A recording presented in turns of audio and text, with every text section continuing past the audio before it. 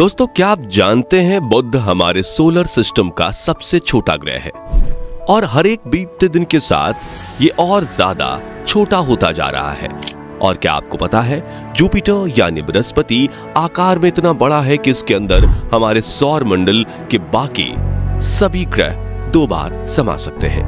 हमें यकीन है आपको ये बातें पहले से पता नहीं होंगी। इसका कारण यह है कि पूरे सौर मंडल में सिर्फ पृथ्वी ही हमारा ग्रह है और हम बस इसी के बारे में जानते हैं। लेकिन क्या आपने कभी सोचा है कि सौर मंडल के बाकी ग्रहों की जमीन, वहां का वायुमंडल, हवा, पानी और तापमान कैसा है और इन अलग अलग ग्रहों से हमारा सूर्य कैसा दिखाई देता है? आज हम आपको सौर मंडल के सभी ग्रहों की एक ऐसी सैर कराने वाले हैं जिसके बाद आप इन्हें कभी भूल नहीं पाएंगे। साथ ही हम आपको एक एक ग्रह के रियल तस्वीरें और फुटेज भी दिखाएंगे ताकि आप इनका असली रूप देख सकें। इसलिए वीडियो को अंत तक जरूर देखिएगा। दोस्तों, हमारे सौर मंडल में कुल 8 ग्रह हैं जिनके नाम mercury Budh, Venus Shukra, Earth Prithvi, Mars Mangal, Jupiter Brihaspati, Saturn Shani, Uranus Arun और नेपच्यून यानी वरुण है। चलिए अब एक एक करके इन सभी प्लैनेट्स की सैर पर चलते हैं। सबसे पहले बात करते हैं मरकरी की, जो सभी ग्रहों में सूर्य के सबसे ज्यादा नजदीक है। मरकरी सूर्य से सिर्फ 58 मिलियन किलोमीटर दूर है और इसका अपना कोई वायुमंडल नहीं है। इसकी सतह चांद की तरह गड्ढों से भरी हुई है और ये कोई ऐसे वैसे मामूली गड्ढे नहीं है, बल्कि उल्कापिंड और धूमकेतु के गिरने से बने हैं। ये गड्ढे आकार में कई किलोमीटर तक लंबे और चौड़े गहरे भी हैं। मरकरी पर खोजे गए सबसे बड़े गड्ढे का व्यास करीब 1500 किलोमीटर है। कोई वायुमंडल ना होने की वजह से यहाँ दिन में तापमान 450 डिग्री सेल्सियस तक पहुंच जाता है, जबकि रात के समय -180 डिग्री को क्रॉस कर जाता है। इसलिए इस ग्रह पर इंसानों का ठहरना बिल्कुल नामुमकिन है। आकार में ये ग्रह हमारे पृथ्वी का 40% ही है और इतना ही नहीं, हर एक बीतते दिन के साथ ये श्रिंक होकर और भी छोटा होता जा रहा है। वैज्ञानिक बताते हैं कि पिछले करीब 4 बिलियन सालों में ये ग्रह 14 किलोमीटर घट चुका है और इसके घटने की वजह है रात को पड़ने वाली सर्दी। हैरानी की बात यह है कि सूर्य के सबसे ज्यादा नजदीक होते हुए भी ये सौर मंडल का सबसे गर्म प्लैनेट नहीं है। चलिए अब चलते हैं हमारे सोलर सिस्टम के दूसरे ग्रह शुक्र यानी वीनस की तरफ, जो सूर्य से 108.2 मिलियन किलोमीटर दूर है। वीनस हमारे सौर मंडल के उन 2 अनोखे ग्रहों में से एक है जो अपने अक्ष पर उल्टा यानी पूरब से पश्चिम की ओर घूमते हैं। ये हमारे सौर मंडल का सबसे गर्म ग्रह है और इसका वायुमंडल सल्फ्यूरिक एसिड के बादलों से बनी कई किलोमीटर मोटी परतों से ढका रहता है। इसके वायुमंडल में मुख्य रूप से कार्बन डाइऑक्साइड मौजूद है, जिसकी वजह से ग्रीन हाउस गैस इफेक्ट बनता है और सूर्य की गर्मी वायुमंडल में कैद होकर रह जाती है। यही वजह है कि इस ग्रह का तापमान 464 डिग्री सेल्सियस को टच कर जाता है। वीनस ग्रह पर कई सारे सक्रिय ज्वालामुखी मौजूद हैं और इसकी सतह भी बड़ी चट्टानों और ज्वालामुखी से निकले लावा से मिलकर बनी है। यहाँ का वायुमंडल ये दबाव पृथ्वी की तुलना में 90% ज्यादा है। इसका मतलब ये है कि यहाँ पर चलना हमें ऐसा महसूस होगा जैसे हम समुद्र के कई किलोमीटर नीचे चल रहे हों। यही वजह है कि इस ग्रह पर भेजा गया कोई भी मिशन या स्पेसक्राफ्ट ज्यादा समय तक सरवाइव नहीं कर पाता। साथियों, वीनस के बाद बारी आती है हमारी पृथ्वी की, जो सौर मंडल का अकेला ऐसा ग्रह है जिस पर जीवन संभव है। क्योंकि हम अपने पृथ्वी के बारे में सब कुछ पहले से ही जानते हैं, इसलिए चलिए इसकी बात हम नहीं करते।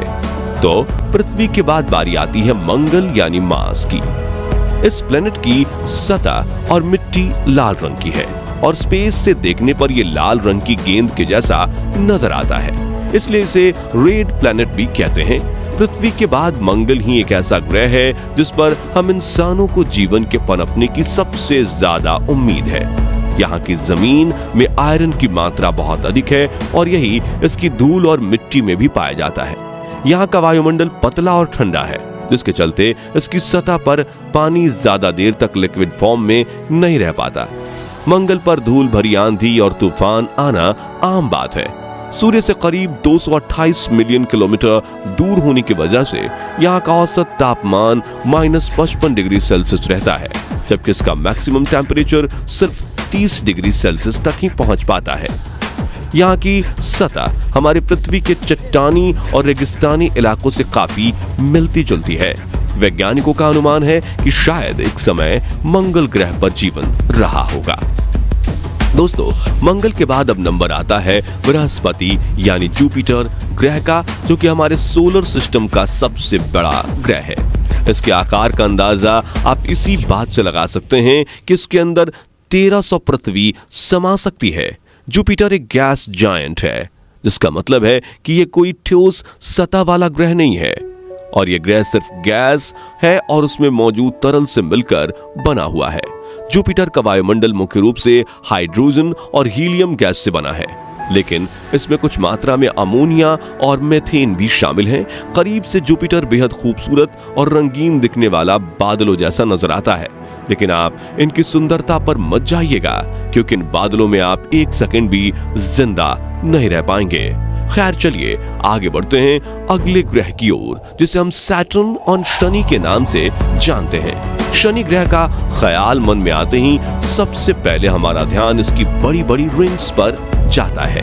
आपको बता दें कि ये छल्ले बर्फ के छोटे छोटे कणों और चट्टान के टुकड़ों से मिलकर बने हैं। जुपिटर की तरह ही शनि भी एक गैस जायंट है, यानी इसकी भी कोई ठोस सतह नहीं है, और इसका वायुमंडल 75% हाइड्रोजन, 25% हीलियम और मीथेन व पानी की बर्फ जैसे अन्य पदार्थों के अंश से मिलकर बना है। जुपिटर के बाद शनि हमारे सौर मंडल का दूसरा सबसे बड़ा ग्रह है।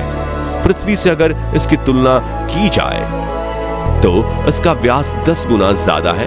शनि के बहुत सारे चंद्रमा हैं। अब तक इसके 80 से ज्यादा चंद्रमा खोजे जा चुके हैं और वैज्ञानिकों की खोज अभी भी जारी है। कैसिनी नाम के एक अंतरिक्ष यान ने शनि और इसके चंद्रमा का अध्ययन करने में 13 साल से ज्यादा का समय बिताया है। यही वो मिशन है जिसने शनि और इसके छल्ले से जुड़े रहस्यों को पहली बार उजागर किया था। हमारे सौर मंडल में सैटर्न के बाद बारी आती है यूरेनस ग्रह की, जिसे हम अरुण कहकर बुलाते हैं। वीनस के बाद यूरेनस ही एक ऐसा ग्रह है जो अपनी दूरी पर पूरब से पश्चिम दिशा में घूमता है। ये हमारे सोलर सिस्टम का सबसे ठंडा ग्रह है, जिसके चलते इसे आइस जायंट भी कहा जाता है। इस ग्रह का तापमान -224 डिग्री सेल्सियस तक नीचे चला जाता है।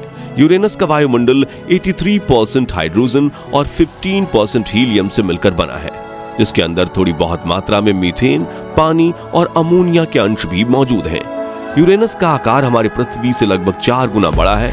शनि की तरह यूरेनस का भी अपना एक रिंग सिस्टम है, हालांकि ये शनि के जितना प्रसिद्ध नहीं है और बहुत कम लोग इसके बारे में जानते हैं। इन छल्लों की खोज पहली बार 1977 में की गई थी और फिर बाद में साल 1986 के दौरान वॉयेजर 2 अंतरिक्ष यान द्वारा इसकी पुष्टि भी की गई। तो चलिए इस सफर में आगे बढ़ते हुए हम बात करते हैं हमारे सौर मंडल के 8वें यानी आखिरी ग्रह नेपच्यून, जिसे वरुण कहा जाता है, इसके बारे में। यूरेनस की तरह नेपच्यून का भी अपना एक रिंग सिस्टम है और अब तक इसकी 5 रिंग्स को खोजा जा चुका है। व्यास की दृष्टि से देखें तो यह हमारे सोलर सिस्टम का चौथा सबसे बड़ा ग्रह है। नेपच्यून का वायुमंडल 72% हाइड्रोजन, 25% हीलियम और थोड़ी बहुत मीथेन गैस से मिलकर बना है। आकार की बात करें तो ये पृथ्वी से लगभग 4 गुना बड़ा है और ये भी एक आइस जायंट है। इसकी वजह यह है कि इसका एवरेज टेम्परेचर -200 डिग्री सेल्सियस के आसपास रहता है। जैसा कि हमने बताया, यह हमारे सौर मंडल का आखिरी ग्रह है, जिसके चलते सूर्य से इसकी दूरी 4.495 बिलियन किलोमीटर है। साथ ही हमारी पृथ्वी से भी ये 4.3 बिलियन किलोमीटर दूर है। यही वजह है कि वॉयेजर 2 एकमात्र ऐसा मिशन है जो आज तक इस ग्रह पर भेजा गया है। तो दोस्तों, आज के इस वीडियो में बस इतना ही। वीडियो अच्छी लगी हो तो इसे लाइक और शेयर जरूर करें। साथ ही ऐसी ही कमाल के इंफॉर्मेटिव वीडियोस देखने के लिए चैनल को सब्सक्राइब और फेसबुक पेज को फॉलो जरूर कर लीजिएगा। वीडियो अंत तक देखने के लिए धन्यवाद।